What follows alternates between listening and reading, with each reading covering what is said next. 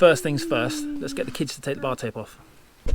So the reason I'm taking the bar tape off is the very first time I had the bike, the very first time I went to put the sprint shifters on in that video back in May, managed to tear the tape. And instead of just replacing it straight away, I've waited until it's a little bit more worn out.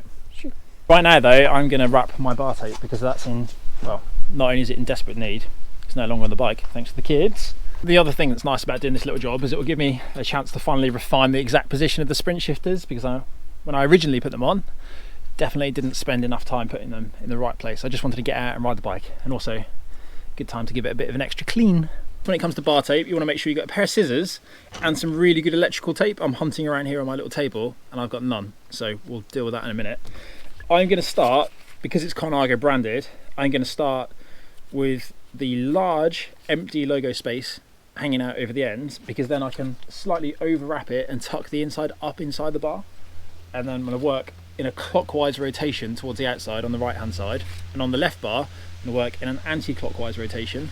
That way you'll get a nice, hopefully, a nice sort of symmetrical design. We'll see how we get on. And you can always tell how symmetrical it is by how much tape you've got left over at the end.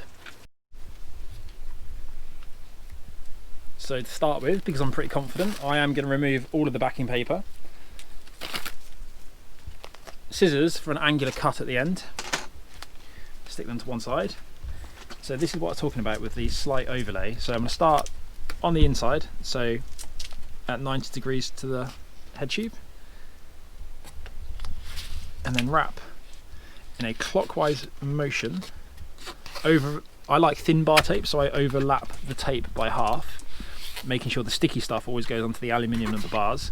I'm going to deal with this in a minute because that's a bit of a mess at the moment, but basically I'm going to use the bar tape to put that in the correct position. It's quite important to maintain a lot of tension on the tape as you're wrapping it. That'll stop it coming unravelled sooner. And then generally speaking, when you get bar tape, you get these little semi-stretches of tape, and I like to trim them because I only like it to cover the metal bracket that keeps the hood onto the bars. So I'm going to cut that nice and short. That way one piece does both sides. Stick that into place and then continue to wrap around it.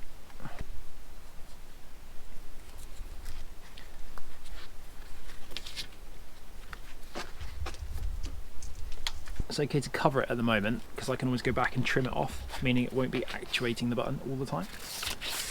Then up, over and around, nice and tight. You see, that way you won't see any exposed metal bracket. And these cables, I'm just going to tuck them in there, which will slightly make the top of the round bar more ergonomic. If you were really fussy, you would tape the cables down, but I'm not that fussy. Although it would be neater. I personally think the hardest part about wrapping the bar tape is maintaining an even spread around the curve. So making sure that it's an even angle all the way around that corner, rather than having at one point a large gap or a large overlap and then a thinner one. I've wrapped it a lot further up than I normally would, and that's because winter's approaching. You're going to spend more time riding along in a more casual position, like it or not. Not that I'm going to be riding this bike too much in the winter, I don't think. Right, now time, find some finishing tape and also cut the bar tape at an angle. So not like this, that would be completely wrong. You're going to cut in from the outside to the inside, that way the bar tape finishes in a nice straight 90-degree angle to the bar. Might actually be easier to cut from there. There we go.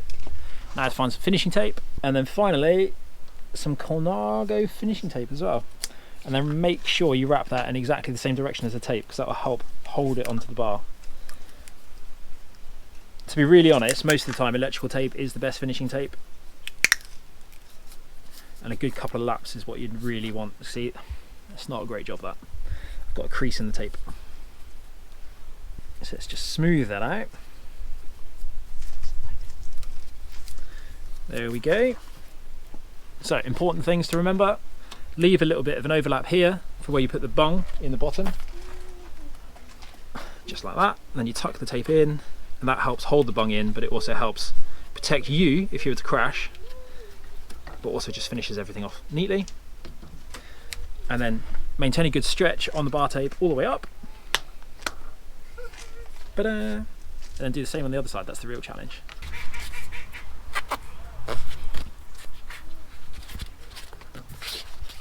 pretty much the same. Just need to get the scissors, little line to finish it off neatly, a little bit of tape, and we're done. I'm by no means pretending I'm the best person on earth at doing this, but it's done, it's neat, it's better than the duct taped together bar tape that I've had on there for months. So tomorrow starts 7 days and 1,000 kilometers. Stefan, your idea. Stefan Mostello of Spokes Coaching. Wait for those guys to finish. So that's partly the reason why I wanted my bike pristine, ready to roll, is because it's going to be a long week on the bike.